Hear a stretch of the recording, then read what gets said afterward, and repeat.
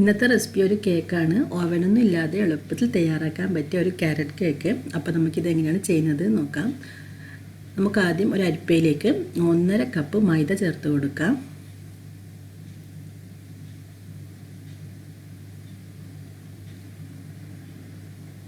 ഇനി ഇതിലേക്ക് 1.5 teaspoon baking powder ചേർക്കാം. ഞാനിവിടെ ബേക്കിംഗ് സോഡ ചേർക്കുന്നില്ല, അതുകൊണ്ടാണ് 1.5 ടീസ്പൂൺ ബേക്കിംഗ് പൗഡർ ചേർക്കുന്നത്. ഇതിലേക്ക് ഒരു നുള്ളു ഉപ്പ് കൂടി ചേർത്തിട്ട് നമുക്കിത് നന്നായി ഒന്ന് അരിച്ചെടുക്കാം.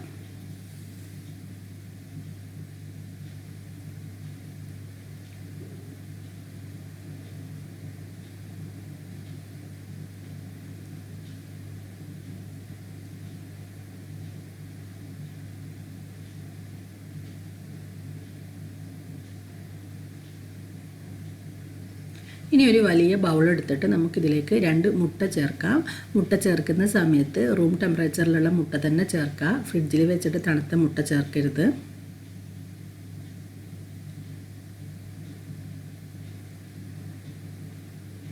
ഇതിലേക്ക് 1 കപ്പ് കുക്കിംഗ് ഓയിൽ, ഏതെങ്കിലും ഓയിൽ ചേർത്താൽ മതി. വെളിച്ചെണ്ണ ഒഴികെ ഏത് കുക്കിംഗ് ഓയിൽ വേണമെങ്കിലും ചേർക്കാം. 1.25 കപ്പ് പൊടിച്ച പഞ്ചസാര. ഇത്രയും ചേർത്ത് നമുക്കിതിനെ നന്നായിട്ടൊന്ന് ബീറ്റ് ചെയ്യണം. അപ്പോൾ ഞാനിവിടെ ഒരു ഹാൻഡ് മിക്സർ എടുത്തിട്ടുണ്ട്. അപ്പോൾ നമുക്ക് ഈ ഒരു ഹാൻഡ് മിക്സർ വെച്ചിട്ട് ബീറ്റ് ചെയ്യാം. ഇതില്ലെന്നുണ്ടെങ്കിൽ ഒരു വിസ്ക് വെച്ചിട്ടൊന്ന് ബീറ്റ് ചെയ്താലും മതി.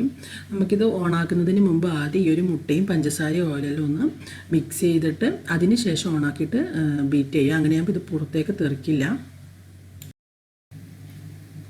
ഇനി നമുക്ക് ഓണാക്കിയിട്ട് നല്ല ഹൈ സ്പീഡിൽ വെച്ചിട്ട് തന്നെ ബീറ്റ് ചെയ്തെടുക്കാം.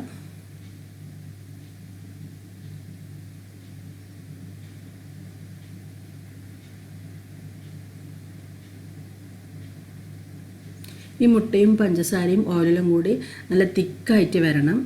ഇതാണ് ഇതിൻ്റെ ഒരു കൺസിസ്റ്റൻസി. ഇപ്പം നല്ല തിക്കായി വന്നിട്ടുണ്ട്. ഇനി നമുക്കിതിലേക്ക് 1 ടീസ്പൂൺ വാനില എസൻസ് ചേർത്ത് കൊടുക്കാം.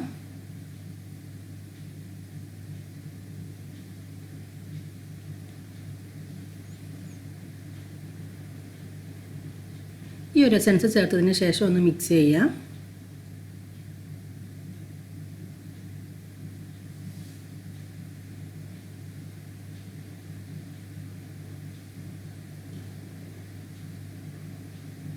ഇനി നമുക്കിതിലേക്ക് നേരത്തെ അടിച്ച് വെച്ച മൈദ ചേർത്ത് കൊടുക്കാം.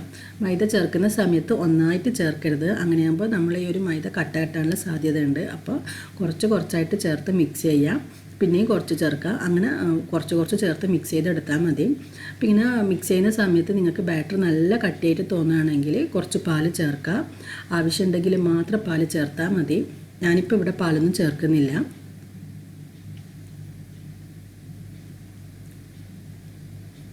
ഇപ്പോൾ നമ്മുടെ ബാറ്ററി ഇവിടെ റെഡി ആയിട്ടുണ്ട്.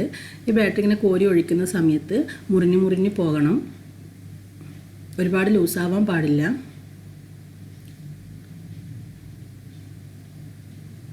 ഇതുപോലെ ഇങ്ങനെ മുറിഞ്ഞ് വരണം ബാറ്ററി. ഇനി നമുക്കിതിലേക്ക് ഗ്രേറ്റ് ചെയ്ത ക്യാരറ്റ് ചേർക്കാം. ഞാനിവിടെ 2 കപ്പ് ക്യാരറ്റാണ് എടുത്തിട്ടുള്ളത്. ഈ ക്യാരറ്റിൽ ചെറിയ നനവുള്ളത് കൊണ്ട് തന്നെ നമ്മൾ ഈ ഒരു ബാറ്ററിലേക്ക് ക്യാരറ്റ് ഇടുന്ന സമയത്ത് നമ്മുടെ ബാറ്റർ കുറച്ചുകൂടി ലൂസാവും. അപ്പോൾ അതുകൊണ്ടാണ് നമ്മൾ ബാറ്റർ ഒരുപാട് ലൂസാവാൻ പാടില്ല എന്ന് പറയുന്നത്.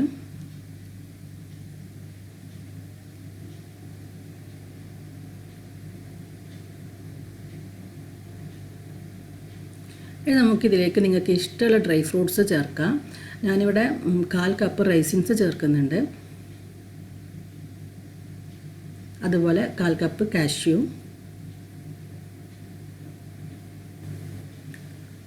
അപ്പോൾ നമുക്കിതിനെ മിക്സ് ചെയ്തെടുക്കാം. മിക്സ് ചെയ്യുന്ന സമയത്ത് പ്രത്യേകം ശ്രദ്ധിക്കുക. ഒരുപാട് ടൈം മിക്സ് ചെയ്യാൻ പാടില്ല. അങ്ങനെയാകുമ്പോൾ നമ്മുടെ ബാറ്റർ ലൂസായി പോകും. ജസ്റ്റ് ഇതെല്ലാം ഒന്ന് മിക്സ് ചെയ്ത് വന്നാൽ മാത്രം മതി. അപ്പോൾ ഞാനിവിടെ മിക്സ് ചെയ്തെടുത്തിട്ടുണ്ട്. നമുക്ക് കേക്ക് തയ്യാറാക്കാം. ഞാനിവിടെ ഒരു സോസ് പാൻ എടുത്തിട്ടുണ്ട്. ഈ സോസ് പാന് മുഴുവനായിട്ട് എണ്ണ തടവിയിട്ട് ഒരു ബട്ടർ പേപ്പർ കട്ട് ചെയ്ത് വെച്ച് കൊടുത്തിട്ടുണ്ട്.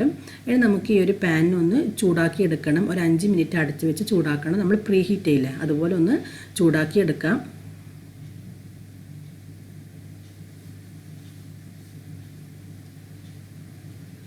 അപ്പോൾ പാൻ നന്നായി ചൂടായി വന്നിട്ടുണ്ട്. ഇനി നമുക്കിതിലേക്ക് ബാറ്റർ ഒഴിക്കാം. ബാറ്റർ ഒഴിക്കുമ്പോൾ ഞാൻ ഫ്ലെയിം ഓഫാക്കിയിട്ടുണ്ട്. ഫ്ലെയിം ഓഫാക്കിയിട്ടാണ് ബാറ്റർ ഒഴിക്കുന്നത്.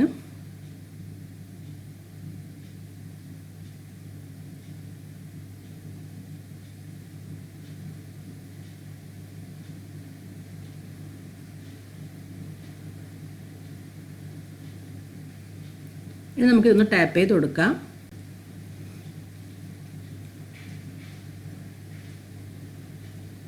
ഇനി നമുക്കൊരു ഫ്രൈയിങ് പാൻ വെച്ചിട്ട്, ഒരു പഴയ ഫ്രൈയിങ് പാൻ വെച്ചിട്ട് അതിൻ്റെ മുകളിലാണ് ഞാൻ ഈ ഒരു സോസ് പാൻ വെക്കുന്നത്. അപ്പോൾ നിങ്ങൾക്ക് വേണമെങ്കിൽ ഈ ഒരു സോസ് പാനിലേക്ക് ഒരു റിങ് വെച്ചിട്ട് അതിൻ്റെ മുകളിൽ കേക്ക് ടിന്ന് വെച്ചിട്ട് അതിലേക്ക് ഒഴിച്ചു കൊടുത്താലും മതി. എങ്ങനെ വേണമെങ്കിലും തയ്യാറാക്കാം. ഇനി നമുക്കിതിനെ അടച്ച് വെച്ച് ഒരു 45 മിനിറ്റ് ബേക്ക് ചെയ്തെടുക്കണം. ഒരു ലോ ഫ്ലെയിമിൽ വെച്ച് ബേക്ക് ചെയ്താൽ മതി.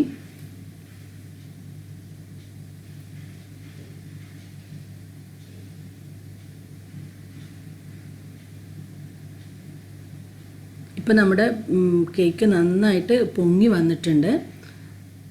നമുക്ക് നോക്കാം കേക്കിൻ്റെ ഉള്ളിൽ നന്നായിട്ട് കുക്കായിട്ടുണ്ടോയെന്ന്.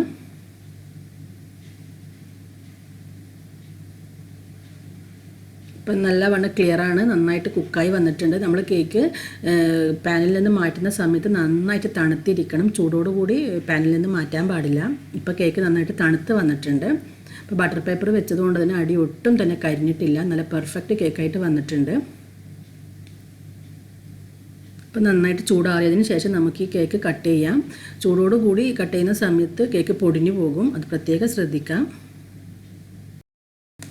അപ്പോൾ നമ്മുടെ soft and moist carrot cake ഇവിടെ റെഡി ആയിട്ടുണ്ട്.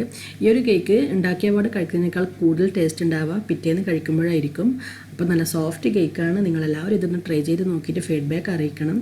നിങ്ങൾക്ക് ഈ ഒരു വീഡിയോ ഇഷ്ടമായിട്ടുണ്ടെങ്കിൽ ലൈക്ക് ചെയ്യാനും ഷെയർ ചെയ്യാനൊന്നും മറക്കരുത്.